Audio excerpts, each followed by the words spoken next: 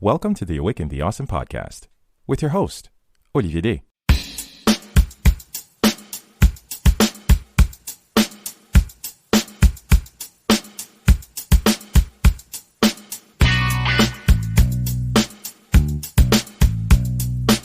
This is Awaken the Awesome, a podcast where we acknowledge that we are all in this together. Through enlightening conversations and personal insights, we like to engage with individuals just like you who show us how they are bringing a little bit of awesomeness along their individual journeys. Our hope is to inspire you to always keep pushing and to stay awesome along the way. I'm going to say this outright, even though I know it'll raise a few eyebrows. Money matters. Coming from a country where the differences between the haves and the have-nots were so obvious, I was very well acquainted with the importance of setting yourself up for a proper financial future. Which is why, for this particular episode, I wanted to find someone that I believe would provide the proper vantage point, as well as the appropriate insight to help me drive this point home. Having emigrated from his native India to the United States with his parents when he was just 3 years old, Rocky Lalvani has seen firsthand what it looks like to build a wealthy lifestyle out of nothing through saving, investing, and spending wisely. Rocky serves as a Chief Profitability Adviser for business owners and is the founder of Profit Comes First. He teaches financial planning and growing one's wealth because that's what he's done, and he doesn't want you to make the same mistakes he's made. Having personally experienced what it takes to achieve the American dream, Rocky reminds us that money is a tool. It can open countless doors if managed well. Without understanding money, he admits that his father would not have been able to sustain a family in America. His mission as a financial coach, simply put, is to help you build an abundant life. I really enjoyed this conversation, simply because it was fun to sit across someone so incredibly knowledgeable on the topic, yet with the down-to-earth demeanor as well as the humility to bring some useful concepts down to a digestible level. Another exciting conversation, which I do hope you'll enjoy. So let's get into this. Awaken the Awesome, episode 161 with Rocky Lalvani. Here we go. It is, first of all, it's a thrill. It's a thrill to be able to sit down with Mr. Lalvani because it's something that is really cool about the world of podcasting. It's still a very intimate community, and not just the fact that I've become a really big fan of your podcast, but also I want to celebrate all the great work that you're doing, not just with Profit Comes First, but also with Your Soul. The first time I listened to your episode on the Cashflow Canucks podcast, because people need to know where this actually started from. I heard your episode on with Peter Lount on Cashflow Canucks, and I'm like, this guy makes it so down to earth, just talking about money and talking about, because the people listening to us, as I like to say, are just like me, regular people who are just trying to, just piece together little nuggets, just to try to build their own puzzle, trying to get, just further their life along their own journey, whatever that looks like for them. But I never talk about money a lot on this podcast. And because, again, I'm not a financier, not an entrepreneur, not a big shot business owner. But when I heard your episode and you bring such a down to earth approach to how we should approach the concept of money and personal finance and our own wealth and growth, and talking about your humble beginnings, I felt so enthused. I felt like, you know what, let me launch this invitation to the universe because, again, you sound so approachable, such a human warmth behind it. And, it's something that really needs to be celebrated because, we're so intimidated by just talking about money in itself and all that it represents in society and in cultures, because we can talk a lot about that. But I just want to say thank you, for making this so accessible and bringing such wonderful content, and information and insight into the world. And I just want to say a very heartfelt and, very, just honest welcome to the Awaken the Awesome podcast. It's a pleasure to have you. Thank you so much for having me. And just so everyone knows, I'm just a regular guy too. No different than the rest of you. And it's funny because we all go to school, right? To get into college, to get a job, to do what? To make money. Mm-hmm. And yet nobody talks about money. And that's just weird to me. I don't get it. There were no personal finance courses growing up. And for myself, when I left Haiti to actually come to Montreal, I had to learn the hard way. You get a credit card, you understand interest rates, and you realize, man, I'm paying a lot of interest. And then you hear about they want to sign you up for programs, and you hear about student debt and take out loans and stuff, and you don't get it. You don't get it until you make the mistakes. And, even down the road, you buy a house, you get married, and you realize, I probably should have negotiated harder, or I probably should have gone with a different real estate agent. Or, there are things that you don't think about. And it's so funny. Why don't they teach money in school, you think? That's a good question. I think so. America was more on the Anglo-Saxon Protestant type of upbringing in the schools. So that's who the leaders were. And if you think about it, historically, talking about money was taboo in that culture. Negotiating in America, for whatever reason, is considered a taboo subject. Like we have a fixed price for everything, except we really don't. Whereas most other cultures, negotiation's normal. It's just an everyday way of life. So I think it's just the American culture. And it's probably also European culture, because European culture is very much the same way. And we have a European heritage. So I think that's probably why it was that originally we just didn't talk about money. It's weird because it's true. Just growing up, just seeing how, like my mother's a doctor, my father's an engineer by trade. And again, we weren't rich, but we weren't poor. And, money was present. Understand that this caused this, and okay, we can't go on this vacation because, and, sometimes, there was never discomfort about talking about what we can afford and what we can't afford. But you realize that, and you said you've had these conversations quite often, talking about the fact that you need to start having these conversations early with your kids, so they're not left up to their own devices when they grow up, because that sort of, shapes you as an individual and how you relate to money and how you approach life as a whole. Is that something that you've observed? Yes. You have to learn. So we all have money scripts, regardless of whether they were taught or not taught. You catch them. So you can just ask yourself, money is, and you're going to have an answer for you. But most people don't examine that. And then if you ask yourself, what are the phrases that you were taught growing up? Like money doesn't grow on trees. We can't afford that. Rich people are evil. God will provide. You have to work that was hard. really big. That was really big. We're growing up. So if God is going to provide, what are you supposed to do? Just wait or pray? Or are you supposed to actually go do something? And so those are the scripts that are running in the background of your mind and your attitudes. And you really need to examine them, because they're driving your behaviors. And if you listen to people talk, they'll tell you their money scripts. Really? Oh, yes. Just listen. If you have a conversation and you listen closely, people will be like, you might say, oh, we just went to vacation to the Bahamas. And the response is, yeah, we could never afford that. And then they continue on, right? Okay. But did you hear that little slip up right there? Or, we went out to a nice dinner. Oh, we can't afford to eat out. Or, you look at a business owner. I can't afford to raise my prices. People won't pay me. I'm not deserving, right? This is all over the place. You are right. So let's take a step back. Sure. Our brain has to deal with like an inordinate amount of inputs at every given second, right? And it's got to filter those out, and it's got to just keep you focused on the little bit that you can actually focus on in your conscious mind. All of that is running through scripts. All of those scripts are running in the background. So people are like, you're a little nuts. No. Think about this. You get in the car, you turn it on, and you drive to work. Do you even remember putting any effort into that drive, or remember what you were doing, or any thinking goes into it? Not or are you at all. like, how did I get to work? Where'd my coffee go? Right? Right. You don't think about it unless maybe, somebody jumps a red light or something's out of the ordinary. You're on autopilot. The same thing's happening with the way you handle money. You're on autopilot. You're not even thinking about it. You've got these scripts that are running in the background, and they reveal themselves.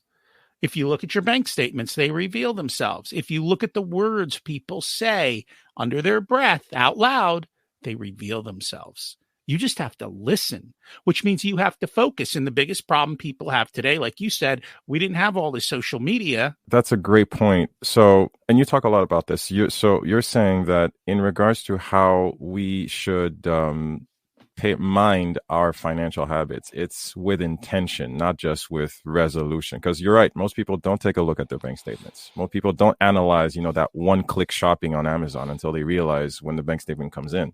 So we have to be a little bit more intentional and cautious in how we interact with our financial habits. Very true. I do that. And I didn't realize most people didn't. But literally, if you sat down with me, I can go back. This is 2021, right? So I can go back for 30 years and we can look at what I've done with money down to the transactional level, because everything gets stored in software. I run my personal life like a business. So I should know what money's coming in, what money's going out, and where it went. And then I sit down. We don't fuss over this. All this goes on in the background, right? I'm not sitting there every day counting or anything or looking. But once a year, I sit down. We go, how does spending go this year? Where did our cash flow? How does that compare to where I wanted my cash to flow? Am I happy with where my cash went? Or do I want to make a change? And for most people, if they looked at where their cash flowed, they'd be like, are you kidding me? How'd that happen? That's not what my values are. That's not what I believe. No wonder I'm struggling. My money is flowing out and I don't know where it's going. It's like a colander, right? In order, you have a colander and you start filling it up and money's going to leak out. Are you directing the flow or are you just letting it go? And I like that. Are you directing the flow or letting it go? Oh, that is awesome. That's a nugget right there. But the thing is, I realize, and I'm only reacting, as I said, like the normal guy. Accounting is boring, Rocky. It's like you're talking about creating systems, analyzing your processes, like nailing it down, understanding where everything's going to go, input and output. That takes work. It does. That's the regular reaction, isn't it? Accounting sucks. Nobody likes accounting except a handful of accountants. Even half of accountants hate accounting, right? But here's the question. What do you hate more, being poor or accounting? Being poor. Then do something about it. You're right. Right? I automated my savings. I automated my systems. It takes me a little bit of time every month, and I usually hate doing it.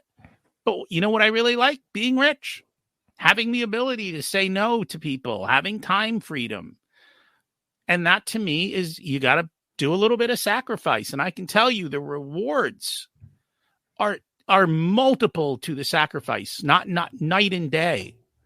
And this is not overnight success, right? Because I told you it's 30 years of work.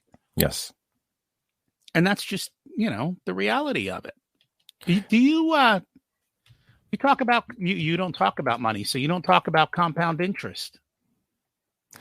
I learned about compound interest through reading, and I remember this vividly. I was in Louisiana in between, I was just like, I had dropped out of college. I was figuring out myself what I was going to do with the rest of my life because my first stint at college was not doing well.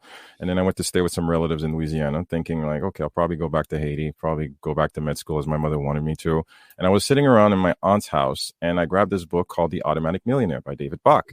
And I really... No. I think it's here somewhere. There it is. No kidding. There we go. Changed my life. It really changed my... I think I have my copy here by somewhere. Here we go. Wait a second. There we go.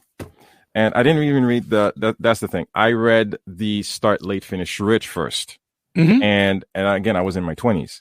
And the first time I heard of the concept when he explained about coffee, like the latte factor, when he explained about how much you're spending on coffee. And it was really bare bones and driven down to a point where I could understand. I realized, okay, even if I'm broke because I don't have a job and I'm not working, but anyone can spend, anyone can automate, anyone can, because math doesn't lie. Dollars and cents don't lie. He made it very clear. Like, you can try to BS me as much as you want. Your statements are your statements. So I understood about, paying yourself first off the top, gross value, and, compound interest and over time. And, wealth builds over time. That was the point I was trying to get to. Wealth builds over time. There's no such thing as overnight success.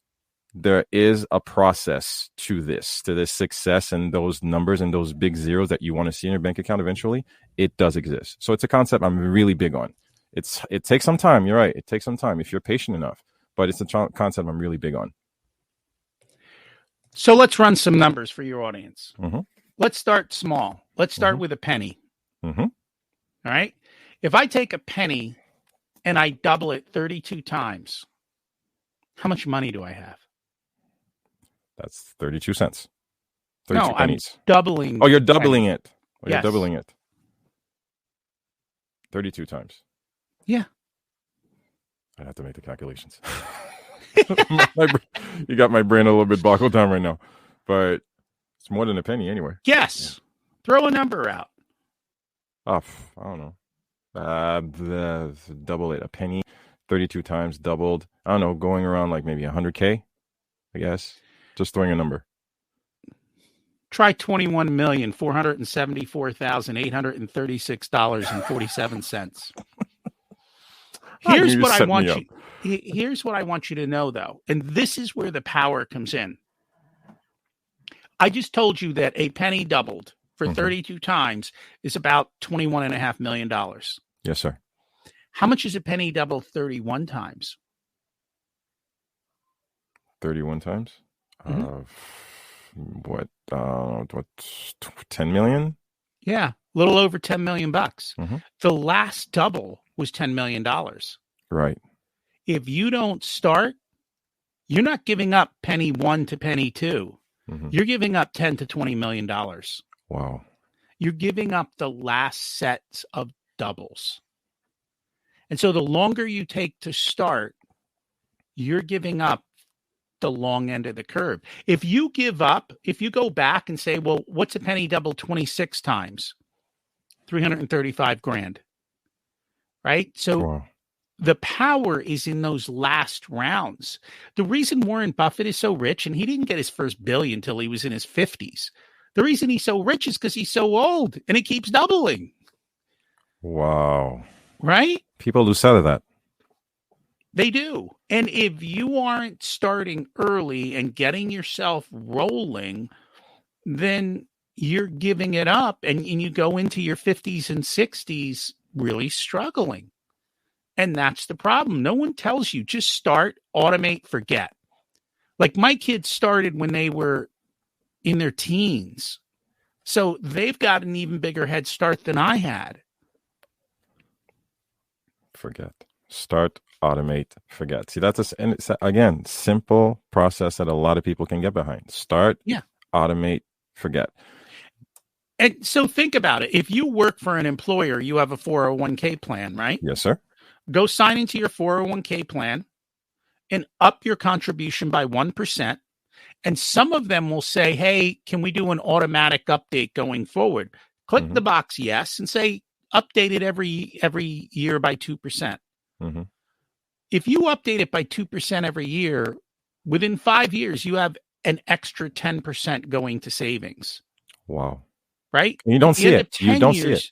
You don't even see it. You don't even miss it. You'd be like, what happened? How did I get all this money? And that's literally what I did. And I just kept turning the knobs up. And this isn't complicated. It's not. And one thing I realize is the fact that, and you talk about this, learning how to be, again, rational. Don't bring your emotions into spending, even though sometimes it can feel like an emotional burden. But you realize a lot of times that money you're trying to hold on to, you don't miss it. You'd be surprised what you can live with. You don't miss it, really. You don't. Over time, it's become something, just another habit you're used to. It is. The guy next door to you probably makes 10 grand less than you, and he's no less happy or miserable than you are. It's crazy. Where's that 10 grand? Like, if you've got it, you can put that away, and that gives you freedom. When you've got capital and assets, you've got freedom. That's literally what it is. The problem is you walk into Costco and you see the big screen TV. It happens to me all the time. Ooh, big screen TV. Nice. That's cool. Nice. Buy it, be happy. Don't buy it, be sad. You need another option.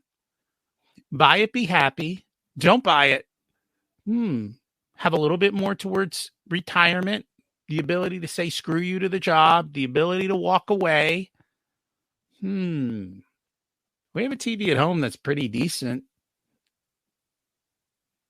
I'm looking at but you have to think long term. You have to think long term freedom. The thing I realize about money is the fact that, as you said it, coming from a place where, and this really hits home for me, coming from a place where I've seen lack, I've seen poverty, I've seen what lack of money and lack of resources does, You've seen real poverty, not American poverty. No, real We're the poverty. richest poor people in the world.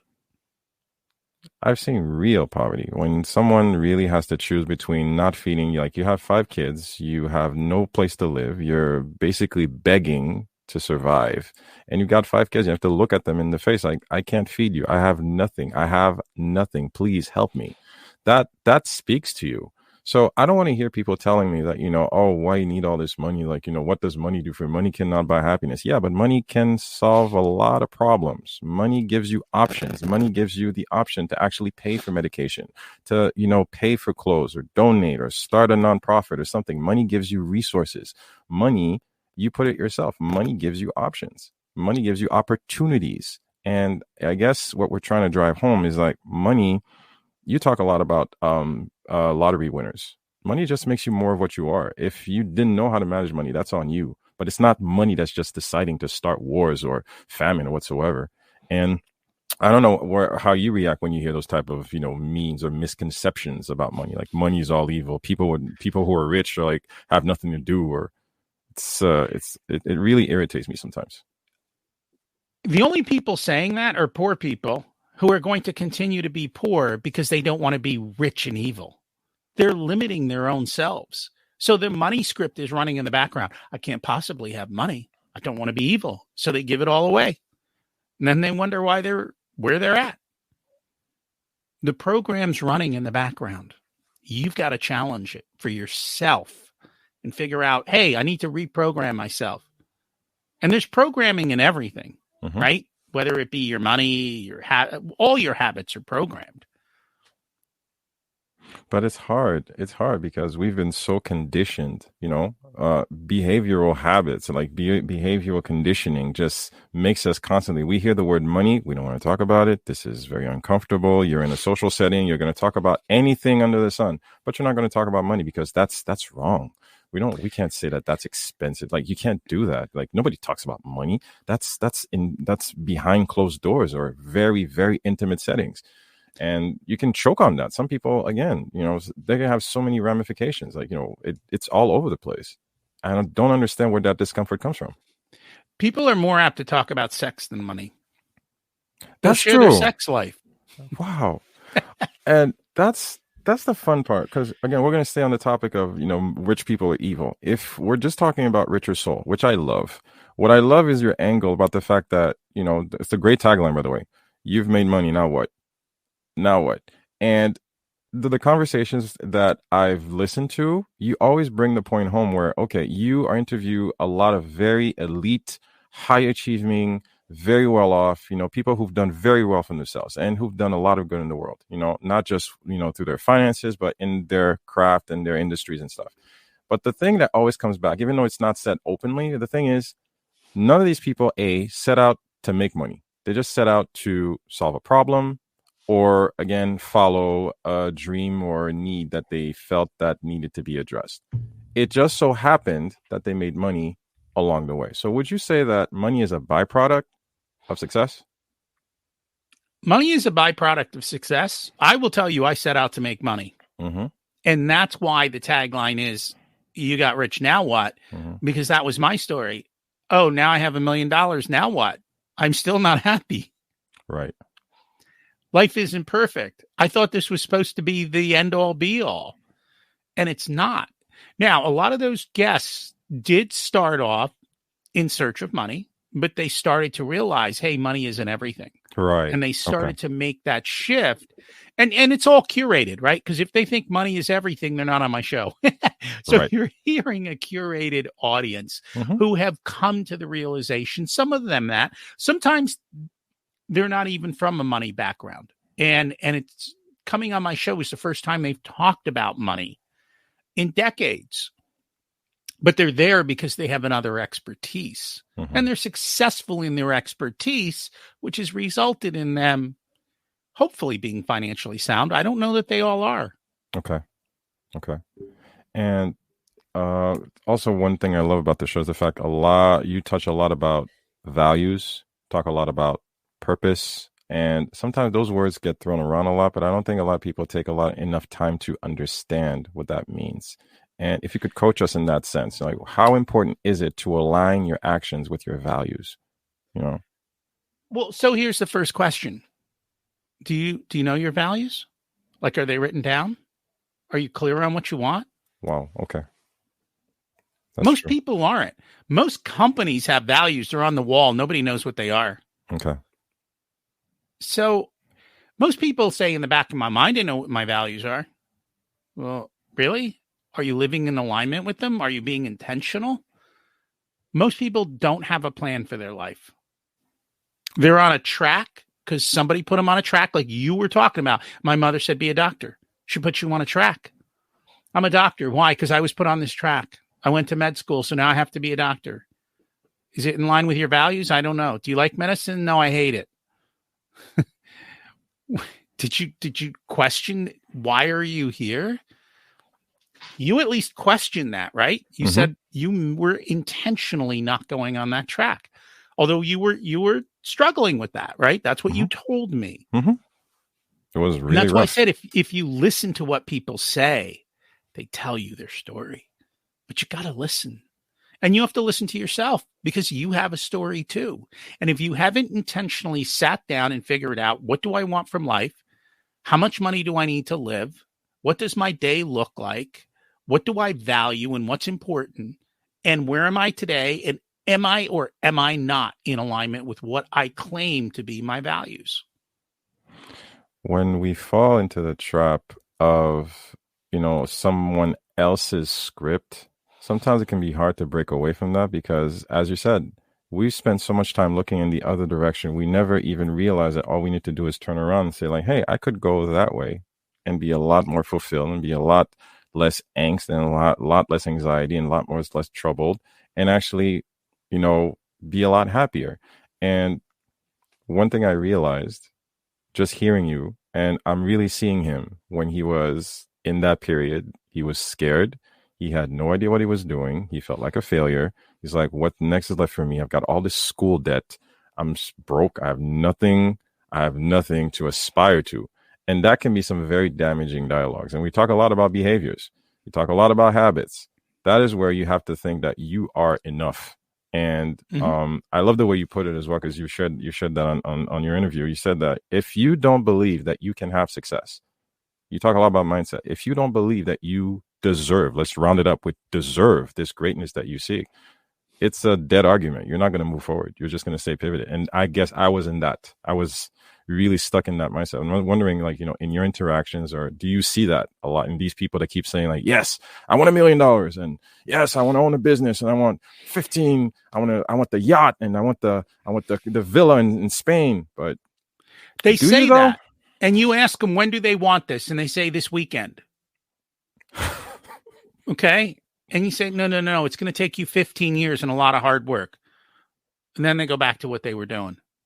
Because they don't really want that, because they're not willing to put the work in to make that happen. And why do you need all this stuff? Like, they think it's going to make them happy. That is the constant problem. Everyone thinks they need millions of dollars in a villa wherever and in a boat and a plane to be happy. All of those things require work and effort. And more often than not, they are not worth the effort. And why are you going to work hard to have a villa in Spain that you spend 3 days out a year? Right? I had a guy on, he lives down in Florida. And we were just chatting because he goes and he runs on the beach every day. He grew up in Florida, not rich or anything. They live a little bit off the beach. And we chatted like, hey, when you're running, how often do you see people in those houses? He's like, almost never. So they dream for this beach house. They're not in it. They're not enjoying it. They're too busy working. And it goes back to, again, you can have so much money, but you're never going to get this time back, are you? No. It's amazing. Can I share a personal story? Yeah. Just to It's bring it your home. show. But I really do enjoy your perspective. I was having this conversation with my wife not too long ago, and it was so humbling. Um, Summer came, and we said, like, you know what, we're going to send the kids to this summer camp, like this local private college not far from our house. Basically, you know, it converts the campus to a summer camp for the kids, for the local kids. No problem. It's not cheap. All right, I'll just say right off the bat, it's not cheap. But I said, you know what, we're going to send them the full 8 weeks so they can have a great summer, right? And I don't know, just looking at it and, you know, just paying for the registrations and stuff and all the activities and everything. And I stopped my wife 2 seconds, like, babe, do you realize that we have offered our children a lifestyle where they can just be okay to just go to camp? We can just offer them camp. You know, we're not, like I said, it's not cheap, but again, we're not really losing sleep over it either. You know, it's like, okay, we give our children this opportunity. And I grew up in an environment where, yeah, okay, we used to go on vacation, but not every year. You know, some kids had nice sneakers, and you know, sometimes we'd reuse ours, and that would be fine. But just to do that parallel humbles me, because you know what? Don't tell me that money cannot bring you a sense of satisfaction, relief, joy. Because seeing my kids not having to, you know, just wonder, just deal with certain, you know, things that I had to, brings me joy, and I'm okay with that. And some people, I don't want people to actually come to me and telling me, like, you know, why do you need that much money? I want more money to do more things like this. But this is what, you know, like I said, not rich, not rolling in it. I don't have a Maserati in my backyard, but still, doing that for my kids brings me immense joy. And that's what I want to bring home, because as you said it, you know, money gives you these opportunities. Money brings home these values. My values is about my family, keeping my family well, safe, and provided for. You know, right now, I traveled to Haiti just a couple of months ago following the earthquake just to see my parents. And I'm like, you know what? Had I had more resources, I should be able to actually help you guys out. Either, like, you know, fly you out, or, like, you know, healthcare wise, because my father's like dealing with a bit of health issues. That's what I'm thinking about money wise. Again, those are my values, taking care of my family. And most people don't take the time to think about that. So when you said that, it really hit home for me. So we immigrants have a problem. You come here from wherever you came from, right? The first generation works really hard, and they create a good base. The second generation, because they have a good base and have seen the struggles, right, usually have tremendous success if they've done it right. Then they have kids, and they don't want their kids to struggle. And so they give them everything. Yes. And those kids become entitled, and they blow their parents' money, and they have no self-worth. And then the cycle starts all over. So you have to be super intentional with kids about this balance between having and struggling, because the conversations we have are, how do I put the fire in the belly of my kid? This is true.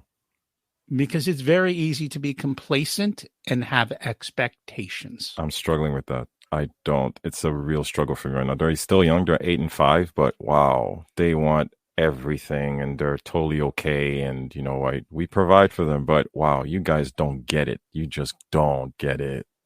But I know it's my fault. So we can fix that. How? Two things. First, take them to Haiti. Okay. Have they gone? They're too young to remember. Too young. My son was a baby. My daughter was 2. They don't remember.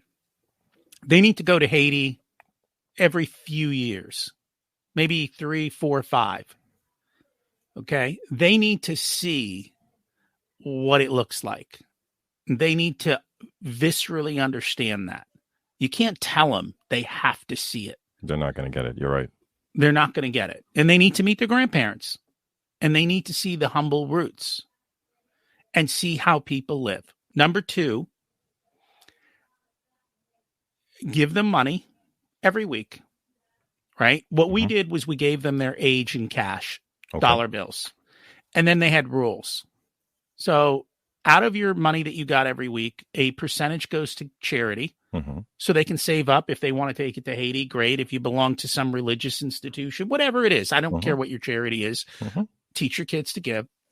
Whatever is left, split 50-50. Half goes for spending, half goes for savings. And so savings, I told my kids, you're saving not for a car or college. You're saving for some time in the future beyond anything you can comprehend. Maybe you can use this money to buy a house. I don't know. But you're not going to be spending this money anytime in your comprehensible future. And then now they have money. Now when you go to the store and they go, we want candy, you go, buy it. You got money. Leave me alone. You got money. And then give them opportunities to make more money so that they can learn, hey, you want that? Great. Let's figure out how you can make more money. How do you make more money? By serving people. How do you serve people? Let's figure that out. So now you're having conversations with them. You're teaching them, and they're learning the value of money and how to do things. And then they start to go, wait a minute. Those sneakers are $90. Do you know how hard I had to work to make $90? I'm not buying $90 sneakers. That's absurd. Right. Because they feel it. And we had to deal with this. The first time my kid went on an airplane, they were in first class on their way to Disney. Wow. So she's 18 months old. How do you then say you need to be a money savvy kid? My daughter's now 21. She gets money. She knows how to make wise decisions. They don't buy name brand crap unless they truly see a value. They've saved their money for years. They've got stacks of money. They understood that if you want to go to college, you got to figure out how to pay for it too. Like, you got to be part of this process.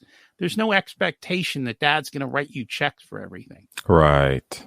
Right. So it's an open communication, but it has to be a responsible, I want to say responsible education. You need to educate your kids, like, along the process. You need to be part of it, not just like, okay, read this book on finance and leave me alone. But you're right. What I heard from you is you're involved. That's the word I was going to call. You're very involved into the process and making sure that, they're making the best decisions along the way. But here's a flip question though. Is it okay to splurge from time to time? Like, does the, hey, I'm buying because I feel like it. Does that offend you in any way? But is that okay from time to time? My wife drives a Mercedes and has a Louis Vuitton purse. No, but I can pay cash for it. Okay. I see you. Right. All right. We have the excess. So if you have the excess, and this is what you choose to do, and you're intentional about it, and it didn't happen overnight. She's wanted a Mercedes for her whole life. I'm like, it was time to buy a new car. I'm like, we could buy this. Do you really want a Mercedes? She's like, yes. Look, the differential between the two cars wasn't that big. The car we were looking at was probably high 30s. The Mercedes was low 50s. And be intentional. I could buy a C-Class in the mid 40s, or I could buy an E-Class stripped down in the low 50s, and the E-Class is a hell of a lot better than the C-Class. There you go. Spend the extra $7-8 grand. And I mean, the E-Class goes from the 50s up to the 90s, but it's all crap in between. Like, there's no real differential. There you go. So, why do I need to spend $800 on the Mercedes symbol? I don't really care. It's got heated seats, a heated steering wheel, and a sunroof. Like, there you go. Nice stereo. Life is good. Life is good. Life is good. Yeah. So no, you enjoy life. This is not about being not enjoying life. The thing is, people don't know what they even value. Okay. And so they spend money on everything, and they waste it. Half of their money's wasted on things that don't even make them happy. It was just a flippant decision. Why don't you just spend on what you love and don't spend on what you don't love? Some people, if you don't want a big house, don't buy a big house. If cars are your thing, then go buy cars, but then figure out where you're not going to buy. It's so funny because that's how people perceive, because they have the Scrooge McDuck mentality type of thing, where they're like, okay, save every single dollar you can. But if that in itself, you find that exhausting or irritating, because we have to have balance in everything, don't we? You have to focus on, okay, how are you building your wealth for now and later? How are you teaching your children to build this legacy of, ensuring their own financial well-being, but also focus on the now, enjoy life, have a coffee. Have a coffee. David Bach never said don't have a coffee. Just mind all the coffees that you're buying, because those coffees are actually affecting your bottom line down the road 30 years from now. That has to be, it has to be intentional. And I don't understand this coffee thing. Like, I leave in the morning to go to the gym and I drive by the Dunkin' Donuts and there's a line wrapped all the way around Dunkin' Donuts of people waiting to hand over a bunch of money for coffee. I'm like, I have a coffee pot at home. I fill it the night before. In the morning, it turns on. I walk downstairs. I got coffee. Boom. Boom. Like, standing in line is not an experience for me. No. No, I don't get it. Again, to each his own. It's never a culture I was ever a part of, like standing in line for like 10,000 hours for coffee. That's just apologies to all my coffee drinkers. But again, that's why I quit coffee a long time ago. I love coffee. I drink coffee every day, but I make it at home. I don't even use one of those K-cup things because then I'd have to wait 2.5 minutes for the stupid machine to make me coffee. I'm like, I don't have 2.5 minutes to wait for this. I'm just seeing it in my head. That's why I'm laughing. It's something. Wow. What else did I want to run by you? Because we have to, because I'm really big on that values thing. And like I said, you bring it home so well. How, you know what? Don't be afraid to dream. Have a life plan. Know what your intentions are when you say you want money. But also, do you think that this is for everyone? As in, for everyone that says they want money are going to have money? Or do you believe in this entire kumbaya mentality is like, yeah, we can all be wealthy and we can all have it? Or I believe I don't believe that. I really don't. But I don't know where you fall on that. Can everyone earn money? Yes, they can. If you're in America, yes. If you're in Haiti or India or other places, it is much more difficult. In America, it is much easier to make money, but you have to do the work. You don't go, I want to be rich, and, the universe showers you with money. It doesn't work like that. You have to do the work.